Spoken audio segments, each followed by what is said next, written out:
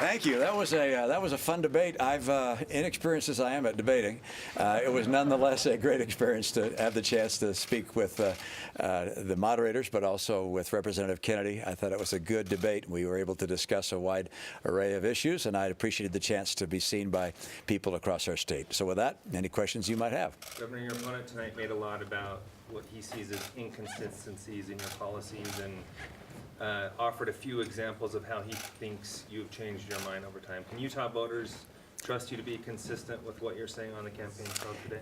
You know, he tried to point out inconsistencies, and then I pointed out that those actually are consistencies. And so you just have to look at the record carefully, and you can see that those things are consistent. So, for instance, with regards to immigration, I pointed out that that is precisely, the E-Verify program is precisely what leads to the self-deportation comment. These things are the same policies. You know, I've run for president twice. I have a record. I'm running for Senate with the same policies I had when I was running for president. And those consistent policies, I think the people of Utah can rely upon. So this example he brought up with the gun law in Massachusetts, was that an attack on the Second Amendment with you going through with that? No, actually, what he said and what I said was that the Second Amendment is to be protected, and I indicated, as I did in both of my presidential campaigns, I would not support new federal gun legislation.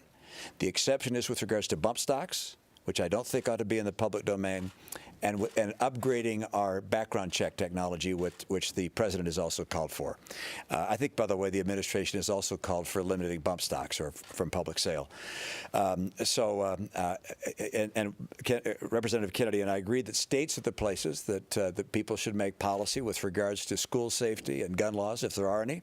And I pointed out that Massachusetts gun law was one that both relaxed restrictions on guns and enhanced them at the same time. And that's why it was a combination. There was a compromise on both sides. And so if Utah wants to come together and work together on solutions, as Representative Kennedy indicates that his commission wants to do on school safety, that's Utah's right. But I made it clear what my view is. Both presidential campaigns and this Senate campaign, I will not support new federal gun legislation that's being offered by a bunch of people right now. I've seen nothing that would make a real difference, and the two exceptions I've described. Governor Romney, you invoked Mitch McConnell's name a couple of times, saying you would go to him with different proposals, budgetary issues and things like that. I'm wondering, how do you rate the performance of the Republican-controlled Senate so far? Do you think Mitch McConnell should keep that majority leader job if Republicans retain control of the Senate? Well, it's too early for me to judge Leader McConnell. There have been some successes and there have been some failures. Healthcare is the biggest failure, and I don't know whether that falls on his shoulders or where it falls, but you have to take responsibility if you're the leader. On the other hand, his big success was on the tax bill, and that was an enormous success. Changes really the direction of our economy, and so you have to give him credit for that. So I look forward to working with him. We'll see whether other people run against him, whether he runs again. That's all in the future. I can't prejudge that, but right now he's the leader, and were I there today, I'd be talking to him. You talked about looking for compromise on immigration in particular. In the Senate, there has been this bipartisan group of roughly 30 senators, Susan Collins, Joe Manchin, some moderate folks who were working together on a plan for quite a while earlier this year. Is that the kind of thing you think you could see yourself being a part of, or are you looking at more purely Republican solutions? No, I think it makes sense to see if you can't find common ground, not only with Republicans, but also with Democrats. And if you can find common ground, then pursue that. If you can't find common ground, then you say, okay, how about just within my own party? Can I get enough of a group together to push something through? But, you know, it takes 60 votes in the Senate to get something done. You got to get a few Democrats to go along if you want to get a piece of legislation done.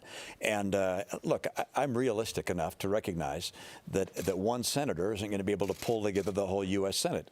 But I can work together with the president, with others in leadership on the House and on the Democrat and Republican side, and hopefully get something done. But I just think it's an embarrassment that we keep on talking about immigration reform and somehow nothing gets done.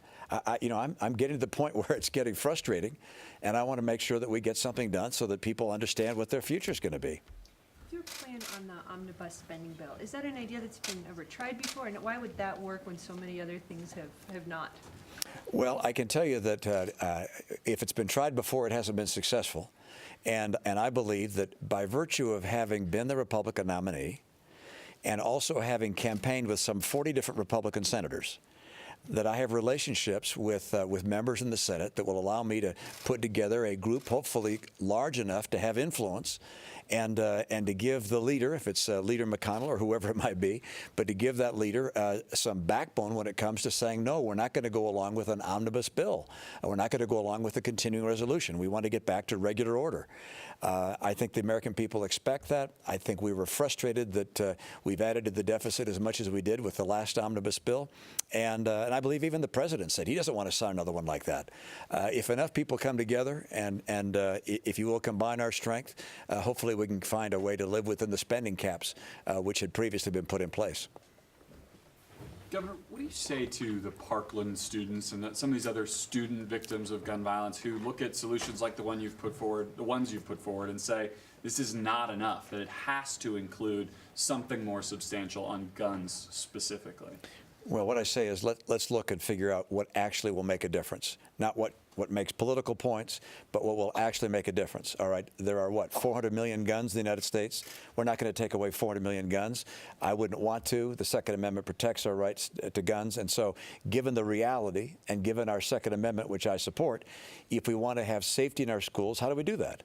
And in my view, the answer is you have to have someone armed at the school or near the school, and perhaps multiple people that are armed. You have to also have limited access. Those two things by themselves, plus a notification of people who represent a threat, and an insertion team to deal with those that represent a threat. That's the right approach. And I'm happy to sit down and talk to Parkland students or others. But as I pointed out, that's how banks make themselves more safe. This is not rocket science. I mean, I know everyone talks about we're going to get a commission together and talk about this. That's kind of political speech for we're going to kick the can down the road. And the reality is it's time to stop just kicking the can down the road on this issue and many others, and instead actually do something. What about bans on AR-15s and automatic weapons? I mean, even if you have somebody in a school who's armed, they're not going to be armed with an AR-15, and somebody comes into the school and they wipe out 25 kids. I mean, what about those? Automatic weapons are already banned in our country, so those are not available to the general public, so automatic are currently banned. And secondly, the most recent attack in Texas, for instance, the person that carried out the attack was using a shotgun and a handgun. No one is suggesting that those should be made illegal. And so gun legislation is all the rage in certain quarters, but it's not going to make our schools safe. What makes our schools safe is if young people recognize that they're not likely to get into the school because they're going to get interdicted at the one entrance, or they may well face someone who's armed if they do get in there and begin to fire.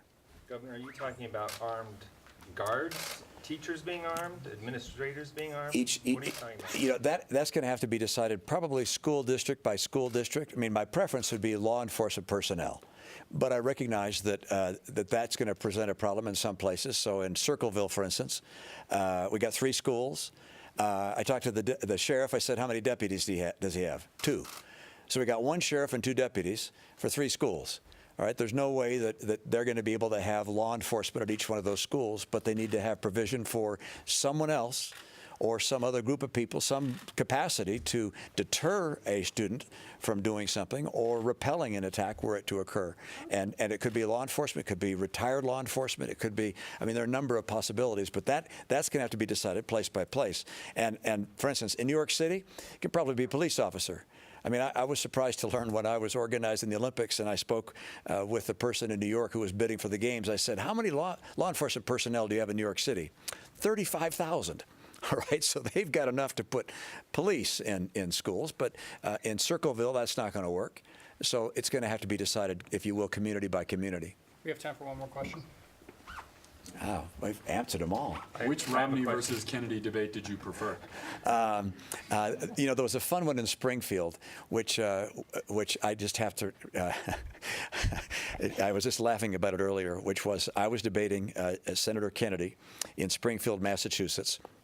And I mentioned, I can't remember whether I mentioned Iraq or Iran, but my mother, who was sitting in, I think, the second or third row, yelled out, because I'd said one, she yelled out, "No, it's Iran," all right? And my dad said, "Shut up, Lenore." And all this was audible. And it's like, that was one of the funniest moments in my entire debate experience. I enjoyed today's debate. Bless my mom and dad. I'm sure if they were allowed the chance to watch this, my mom was giving me tips all the way along. Thanks so much. Good to be with you. Thanks, guys.